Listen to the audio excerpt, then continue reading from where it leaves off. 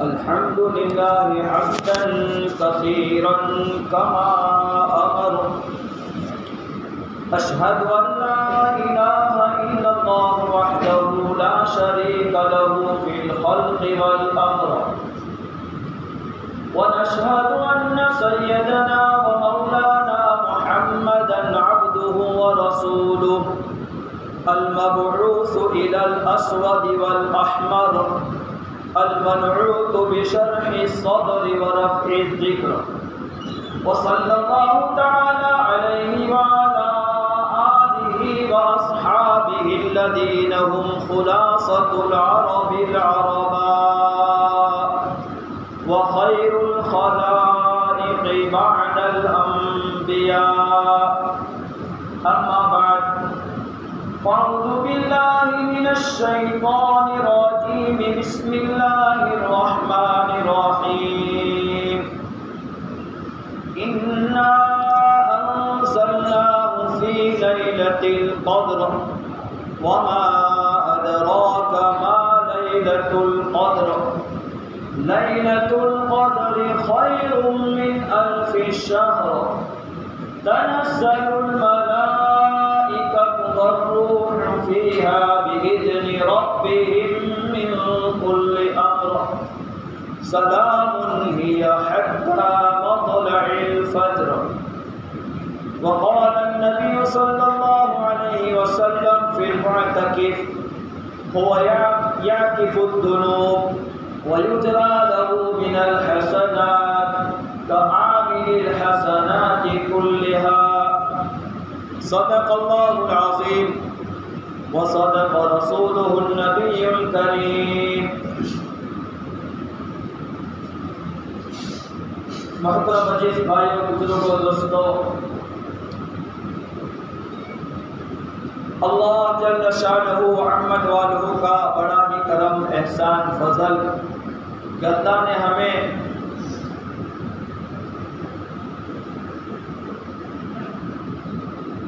رمضان کا مبارک مہینہ عطا فرمایا. بڑے مبارک بادی کے قابل ہیں وہ حضرات جنہوں نے رمضان میں اپنے آپ کو اعمال میں لگایا، روزے رکھے، تراویح پڑھی، 5 وقت کی نمازیں باجماعت ادا کی، قرآن کریم کی تلاوت کی، تسبیحات پڑھی، نفل نمازیں پڑھی، اشراق، چاش، اوابین، تہجد کی پابندیاں کی اور دعاؤں میں لگے. گزشتہ جمعہ کو دوسرا عشرہ مغفرت کا ہے، اس کے متعلق کچھ باتیں بیان کی گئی تھی اور اللہ سے مغفرت کب حاصل ہوگی اور کیسے حاصل ہوگی اس کی کچھ تفصیل بیان کی گئی تھی.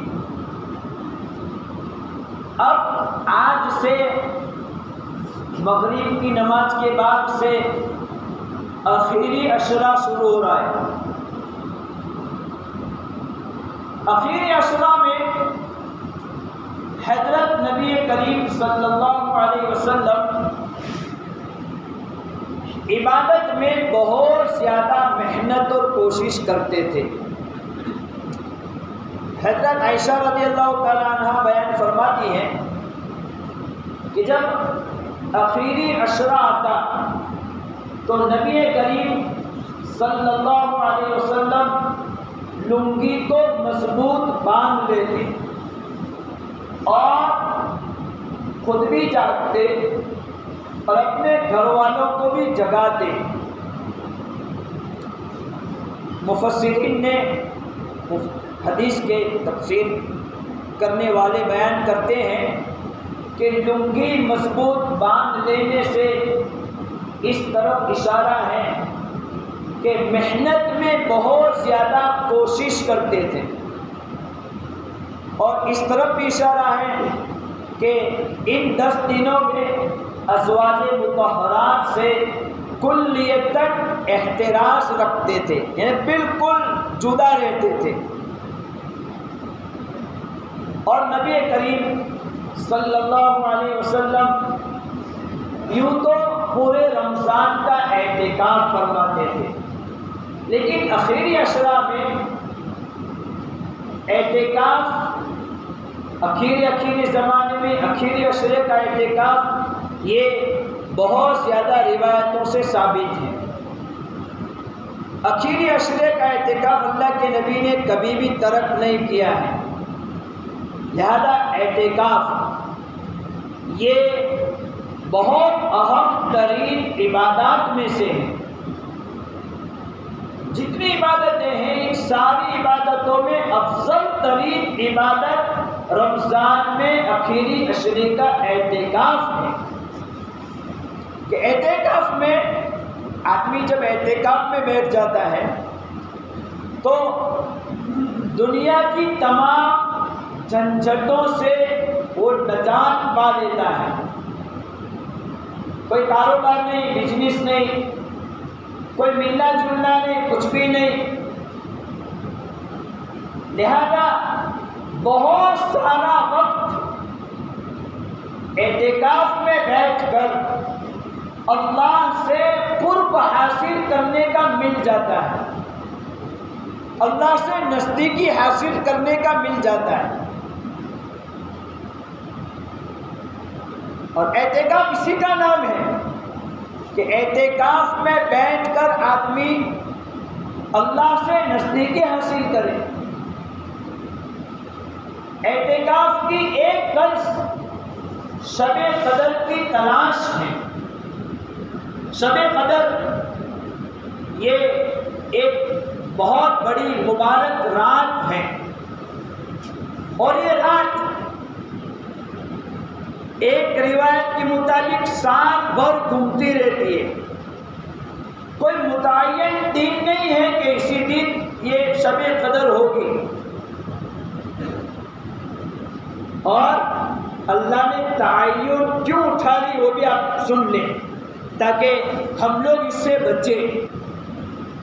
ایک مرتبہ اللہ کے نبی صلی اللہ علیہ وسلم باہر تشریف لائے تو دیکھا کہ دو آدمیوں میں جھگڑا ہو رہا ہے. اللہ کے نبی صلی اللہ علیہ وسلم نے ارشاد فرمایا کہ میں باہر اس لیے آیا تھا تاکہ تمہیں شب قدر کی تعین کر دوں، شب قدر کو متعین طور پر بتا دوں. لیکن ان دو آدمیوں کے جھگڑا ہو رہا ہے اور جھگڑے کی نحوست سے اللہ نے میرے دل سے تعین اٹھا لیا. سوچے، تھوڑی دیر کے لیے سوچے، جھگڑا یہ کتنی بڑی نحوست کی چیز ہے، کتنی بڑی بری چیز ہے کہ جھگڑے کی نحوست سے اللہ نے حضرت نبی کریم صلی اللہ علیہ وسلم جیسی مبارک ہستی کے دل سے شب قدر کی تعین کو اٹھا لیا. اب فرمایا اسے طاق راتوں میں تلاش کرو. تو شب قدر جیسے قرآن کریم میں پورے ایک سورت شب قدر کے بارے میں نازل ہوئی ہے. اِنَّا أَنزَلْنَاهُ فِي لَيْلَةِ الْقَدْرِ، ہم نے شب قدر کو نازل فرمایا. ہم نے قرآن کریم کو شب قدر میں نازل فرمایا. وَمَا أَدْرَاكَ مَا لَيْلَةُ الْقَدْرِ، آپ جانتے بھی ہو شب قدر کیا چیز ہے. لیلۃ القدر خیر من الف شہر، شب قدر وہ رات ہے جو 1000 مہینوں سے بہتر ہے. تنزل الملائکہ، شب قدر میں ملائکہ نازل ہوتے ہیں، فرشتے نازل ہوتے ہیں، والروح، اور اس میں حضرت جبریل امین علیہ السلام بھی تشریف لاتے ہیں۔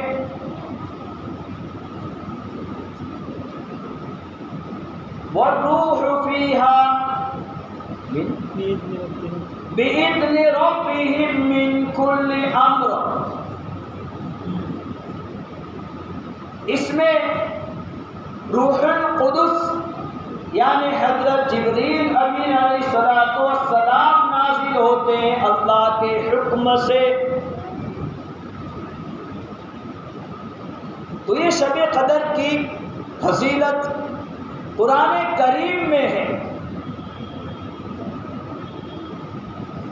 اور شب قدر تو کہ 1000 مہینوں سے بہتر، یعنی اگر کسی کو شب قدر کی ایک رات مل گئی تو 1000 مہینے تک عبادت کرنے کا جتنا ثواب ہے اتنا ثواب ایک رات میں مل جاتا ہے۔ شب قدر میں فرشتے نازل ہوتے ہیں، دعائیں قبول ہوتی ہیں، عبادتیں قبول ہوتی ہیں، بندہ نوازی ہوتی ہیں، بہت سارے فضائل شب قدر کے ہیں۔ یہ اعتکاف میں بیٹھنے والے یہ بلا تلاش کے شب قدر کو پا لیتے ہیں، انہیں شب قدر مل جاتی ہے، اور شب قدر کا پورا ثواب اعتکاف میں بیٹھنے والے کو مل جاتا ہے۔ اور فرمایا پیارے آقا نے کہ فی المعتکف یعتکف الذنوب، اعتکاف میں بیٹھنے والا اعتکاف میں گناہوں سے بچا رہتا ہے۔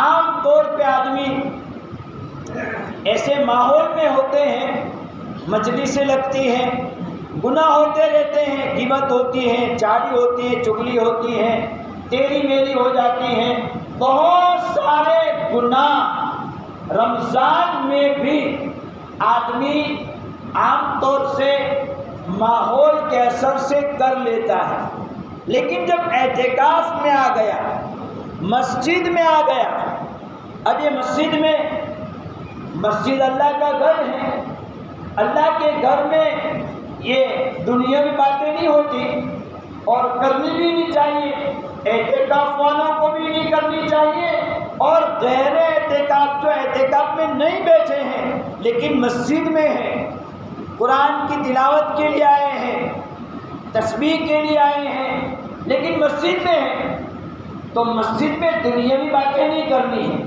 اس لیے کہ ایک فرشتہ جب کوئی دنیاوی بات کرتا ہے مسجد میں تو ایک فرشتہ اعلان کرتا ہے یا عبداللہ اسکت، اے اللہ کے بندے یہ مسجد ہے، اللہ کا گھر ہے، دنیاوی باتیں کرنے کی جگہ نہیں ہے، تو چپ ہو جا، دنیاوی باتیں نہ کر۔ پھر بھی ایک چپ نہیں ہوتا تو دوسرا لفظ استعمال کرتا ہے یا عدو اللہ اسکت، اے اللہ کے دشمن، پہلے اللہ کا بندہ کہہ کر پیار سے کہا کہ اللہ کے بندے مسجد ہے، اللہ کا گھر ہے، یہ باتیں کرنے کی جگہ نہیں ہے، باتیں کرنی ہے مسجد سے باہر نکل جاؤ، صحن میں باتیں کرو، مسجد میں باتیں نہ کرو، لیکن نہیں ہوتا۔ فرشتہ کہتا یا عدو اللہ، اے اللہ کے دشمن،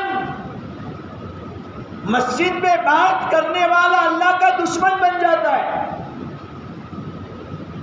اب اللہ سے دشمنی لے رہے، بھائی بڑے آدمی کی دشمنی کوئی آدمی لے سکتا ہے؟ دنیا میں کوئی بڑا آدمی ہے تو بڑے آدمی کی دشمنی مولنا مشکل ہوتا ہے، آنا بھی پنگو نہیں لے بھائی ہو، اللہ سے کیوں پنگا لیتے ہو بھائی؟ اللہ سے بڑا کون؟ اور اللہ کا فرشتہ کہہ رہا ہے یا عدو اللہ، اللہ کے دشمن، پھر بھی چپ نہیں ہوتا، تو فرشتہ کہتا ہے غضب علیک اسکت، اللہ کا تجھ پر غصہ نازل ہو۔ اب جس پر اللہ کا غصہ نازل ہو وہ آدمی کسی طرح سے بھی یہ بچ نہیں پائے گا۔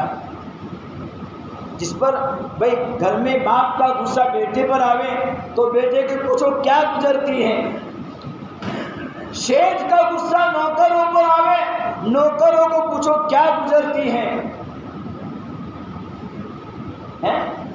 اگر اللہ کا غصہ بندوں پر آوے تو بندوں پر کیا گزرے گی سوچو۔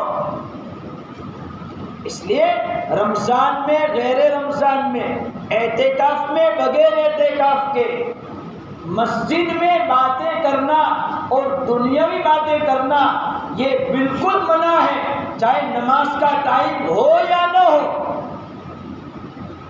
ہر وقت باتیں کرنا منع ہے۔ تو لہذا فرمایا فی المعتکف یعتف الذنوب، اعتکاف میں بیٹھنے والا گناہوں سے بچا لیتا ہے، وَيُجْرَى لَهُ مِنَ الْحَسَنَاتِ، اور اعتکاف میں بیٹھنے والے کو تمام نیک اعمال کرنے والوں کا ثواب ملتا رہتا ہے۔ یہ کتنی بڑی فضیلت ہے۔ ایک اور حدیث کہہ کر بات ختم کر دوں، یہ اس لیے بات کہی جا رہی کہ ہمیں اعتکاف میں بیٹھنے کا شوق پیدا ہو۔ ایک حدیث میں ہے اعتکاف میں بیٹھنے والوں کو 2 حج اور 2 عمروں کا ثواب ملتا ہے۔ اب حج کی فضیلتیں اور حج میں آدمی کیسا پاک صاف ہو کر آتا ہے، حج کے تمام ثواب اور عمرے کے تمام ثواب، 2 حج اور 2 عمرے کا ثواب اعتکاف میں بیٹھنے والے کو ملتا ہے۔ اس لیے آج سے اعتکاف شروع ہو رہا ہے، تو بھائی 2-4 آدمی تو جو بیٹھنے والے بیٹھیں گے ہی، اور بھی ساتھی نیتیں بنا ارادے کرے، شام تک اعتکاف کے اندر آ جاوے اور اعتکاف میں بیٹھے۔ بہت ساری فضیلتیں ہیں، لیکن وقت ہو جانے کی بنا پر ساری فضیلتیں چھوڑتے ہیں، لیکن ہم نیتیں بنا کہ انشاءاللہ جیسے یہ لوگ بیٹھے ہم بھی اعتکاف میں بیٹھے، اور کم از کم نفلی اعتکاف تو ہم ضرور کریں گے۔ اللہ تعالی ہمیں عمل کی توفیق عطا